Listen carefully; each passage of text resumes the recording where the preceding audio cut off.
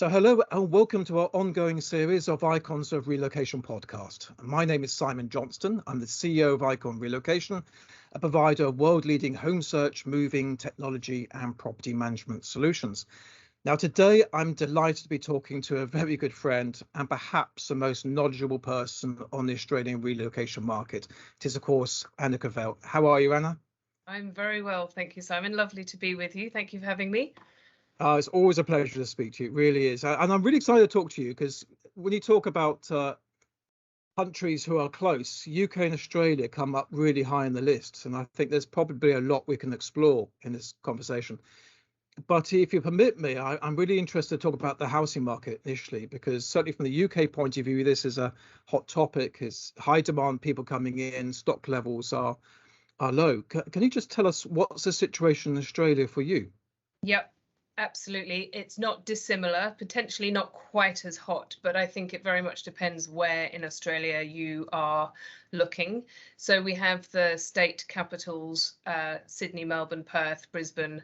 They are all extremely tight, but I think it's really important when you're looking at data of sort of vacancy rates that they very much tend to look at the kind of macro, the entire sort of metropolitan Sydney, metropolitan Melbourne. And actually for our clients, it's really important to sort of zoom in a little bit and see what's it like in the areas that they want to live. Melbourne may have a vacancy rate of 5%, which may sound, or 3% or something, which may sound quite good, but then you look in the areas where our clients typically want to live and it's extremely tight. So for example, Subiaco in Perth was something like 1.6%. Some parts of Perth we're looking and there are no properties available at this current time. So that's sort of an indication. At any price point, basically. Yeah, of like, so say family homes in a certain area, none on the market. So Melbourne has a population of about 5 million, same with Sydney. They are large, sprawling cities. They go on and on and on, large distances, but not everybody that we're relocating wants to live that far out. They all want to live in the more desirable suburbs closer to the heart of the city. So it is tight, and we are having in some locations, 60 people turning up to an inspection. It's a lot of competition to beat. So having the relocation consultant sort of put in a good word and send a corroborating letter definitely helps get them put to the top of the pile. But as we are saying to clients, we can't magic your unicorns, and it is what it is, unfortunately. That's interesting. So it's not that dissimilar to the UK in the broad sense of the words. But do you, as you said, I think the previous time we spoke, you're talking about the fact that Australia sometimes is, certainly since post-COVID, perhaps 6 months behind the UK. So are you anticipating the housing market might get tighter before it starts recovery? Do you have any views about what's coming? Oh my gosh, my crystal ball is very murky these days, terrible in fact, but we actually are hoping that the market might ease somewhat as Australians start to go back overseas. So they may take up assignments in New York or London, they free up their property but keep it, and then that's a property that our clients can take.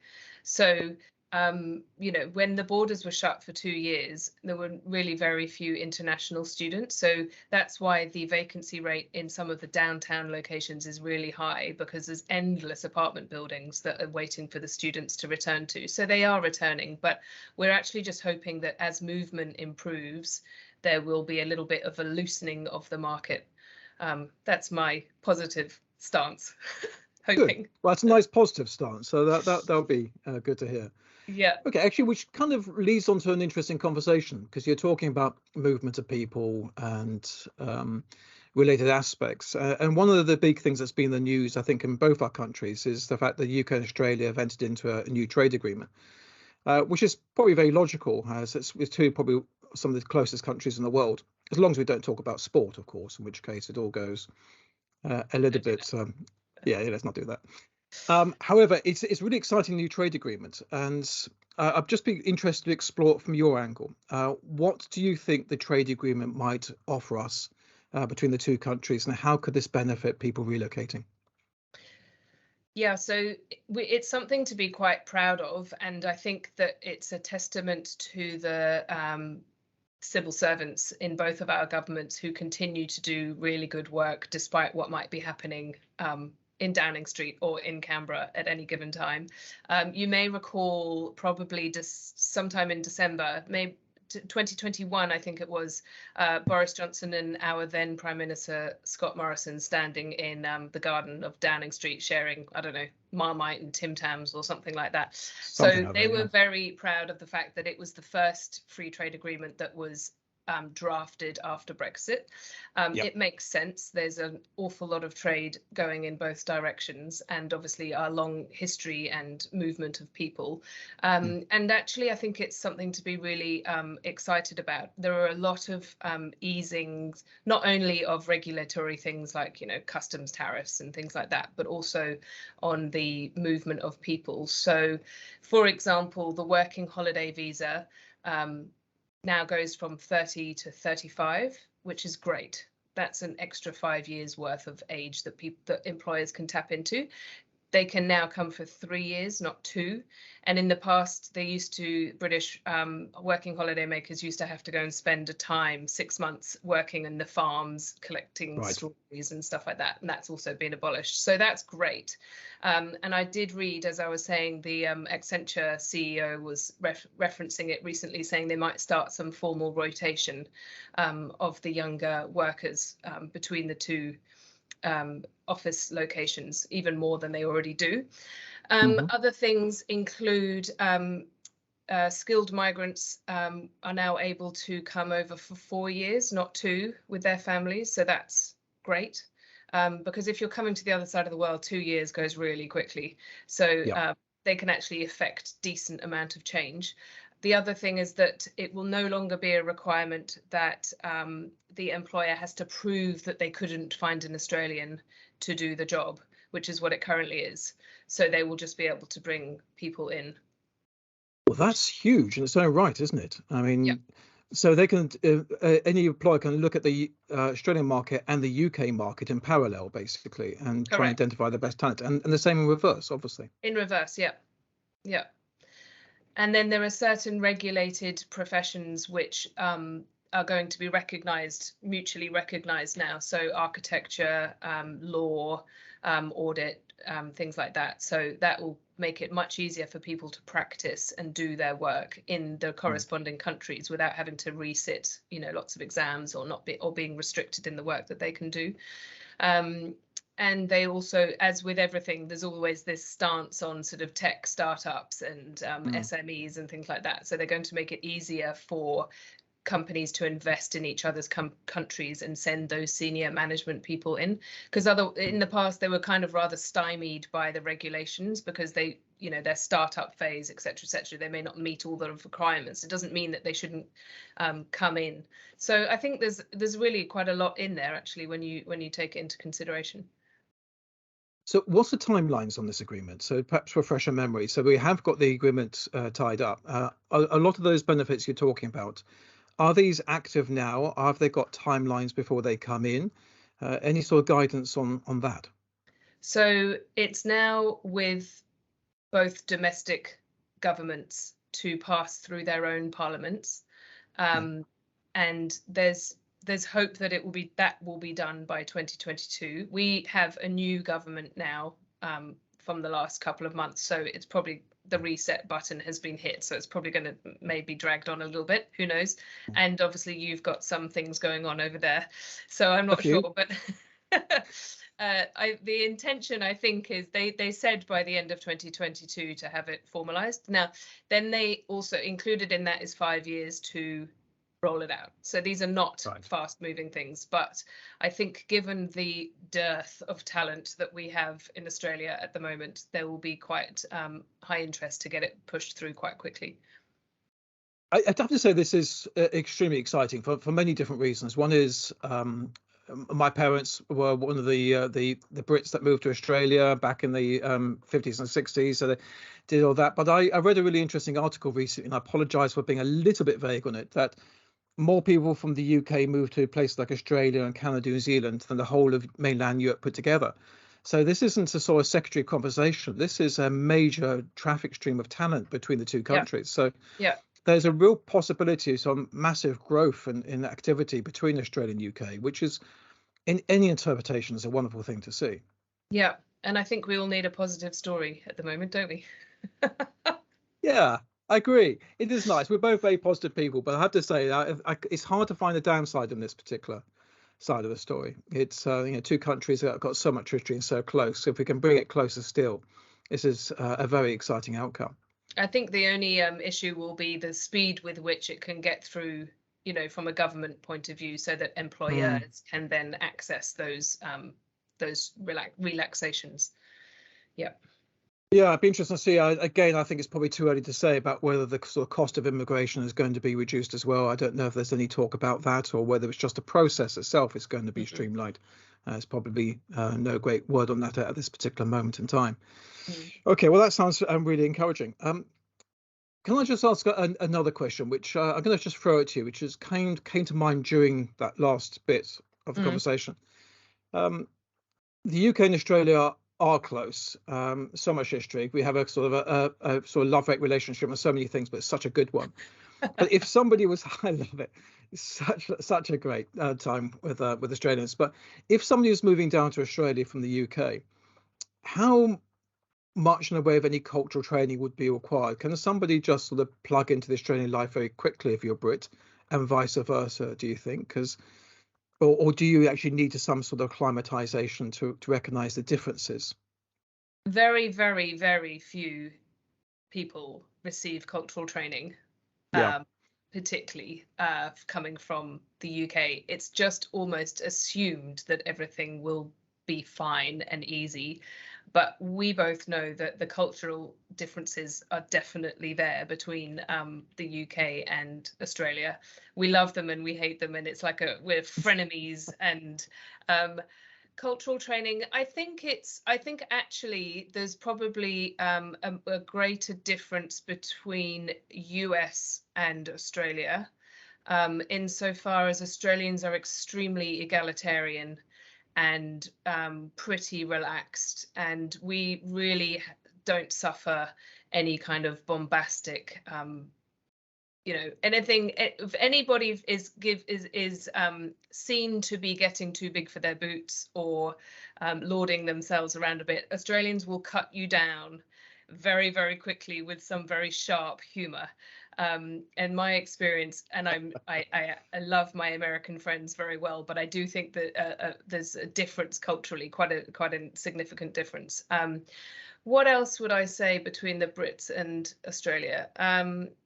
So one thing are relocating families. I find the British, I am English, by the way, that probably should be apparent, but the British families always seem to lean on league tables, completely obsessed with league tables. And in what context by you mean in league school tables? searches. What, for schools? Oh, schools. Okay, yeah.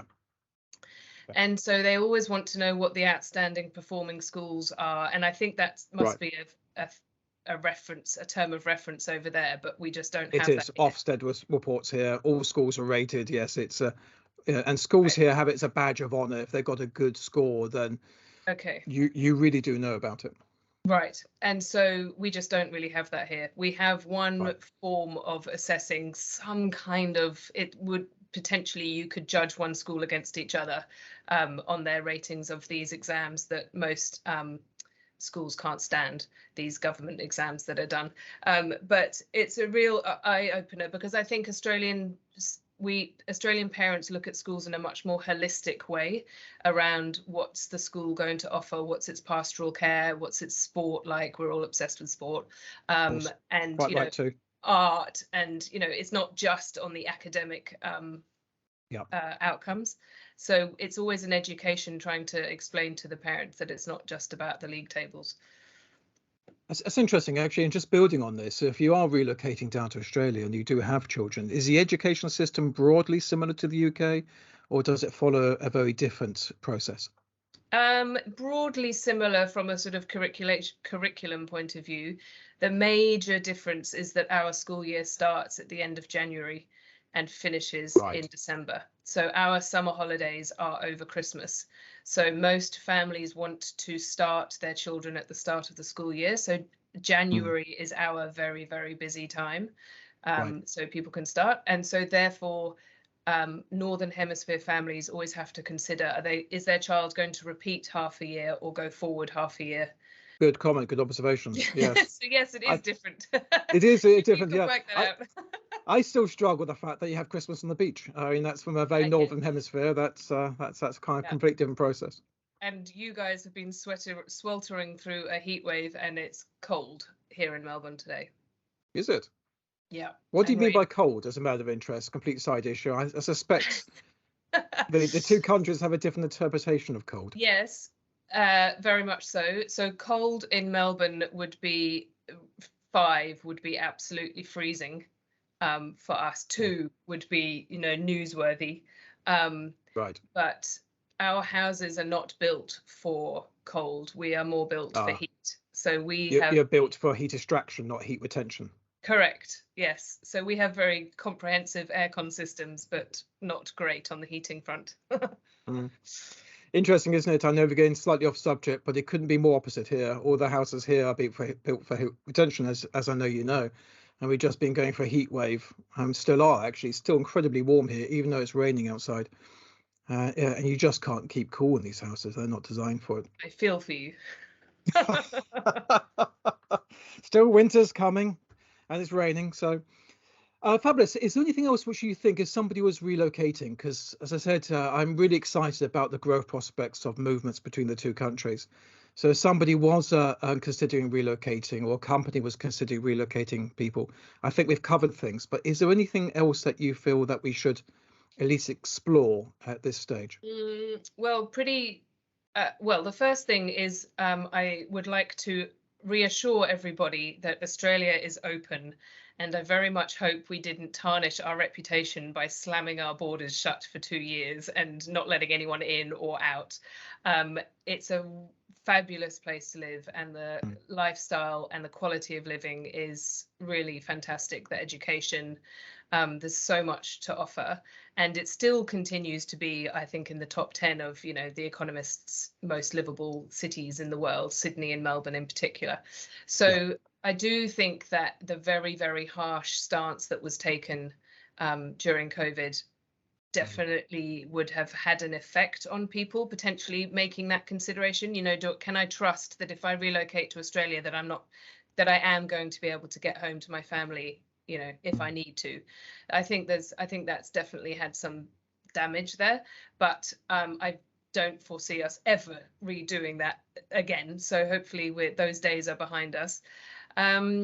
What else? We also have a new government here. This is rather a topical point, but we have a new government here, and I think because we were closed for 2 years and so many foreigners basically were told go home, we now have massive skills shortage, and so there's going to be a job summit next week, bringing together unions, business, government, and I'm sure immigration and getting people into the country is going to be on the lists of conversations. So I'm very much hoping that the stance is going to shift from one of gotcha, which is very much how the department is treating applications at the moment, to one of more just processing and reasons to deny, accept rather than deny.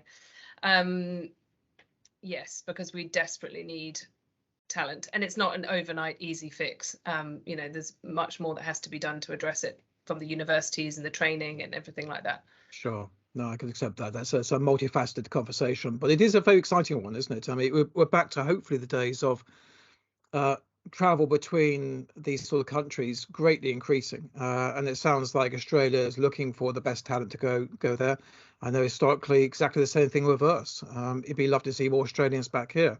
It seems very strange. You used to kind of go for most of my childhood. You spend half your life going to Australians, and just recently, not quite Really? the same number. Yeah, Really? absolutely. That's really No, interesting. be serious. Yeah. That's really interesting. Absolutely. Yeah, it's lovely. As I said, it's lovely. Some of these countries we're very close to, but this is something. I'm not being disrespectful, but it's something very special about these two countries. Or maybe it's the way I was brought up, because my parents are very proud of their life in Australia. So maybe it's a personal aspect, possibly. And it definitely it'd be great to get that back. It definitely helps that you can now fly Perth London direct with Qantas, and It's a long Yeah. flight though, isn't it? It is a long Gosh. flight, but it's mentally very satisfying to take off in Australia and land in the UK. Yeah, it's great. Well, I think this is a conversation that's worth exploring. So perhaps at some stage we could catch back up again and see what's happening, whether things are improving, what's the state of the market, immigration. Because I think it would be so exciting to see activity levels increase between the two countries. And if we can help encourage it and support it and make sure that anybody's moving between the two locations has an amazing experience, which I know both of us can do really well, that's got to be a great outcome. So maybe you come back in the 6 months and see how things are and see what we can do to help our clients from there. That'll be brilliant. I'd love to do that. Anna, you're amazing. I love speaking to you. Thank you so much. And I hope to catch up again very soon. Thank you for your time. Thanks, Simon. Cheers. Take care. Bye-bye.